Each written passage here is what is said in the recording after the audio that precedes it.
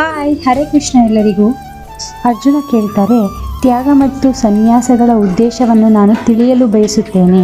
ಅದಕ್ಕೆ ದೇವೋತ್ತಮ ಪರಮಪುರುಷ ಹೀಗೆ ಹೇಳ್ತಾರೆ, ಐಹಿಕ ಬಯಕೆಗಳ ಆಧಾರವಿರುವ ಕರ್ಮಗಳನ್ನು ತ್ಯಜಿಸುವುದನ್ನೇ ಮಹಾವಿದ್ವಾಂಸರು ಸನ್ಯಾಸ ಅಂತ ಕರೀತಾರೆ. ಎಲ್ಲ ಕರ್ಮ ಫಲಗಳನ್ನು ಬಿಟ್ಟು ಬಿಡುವುದನ್ನೇ ವಿದ್ವಾಂಸರು ತ್ಯಾಗ ಎಂದು ಕರೆಯುತ್ತಾರೆ. ಫಲಾಪೇಕ್ಷೆಯಿಂದ ಕರ್ಮ ಮಾಡುವುದನ್ನು ಬಿಟ್ಟುಬಿಡಬೇಕು.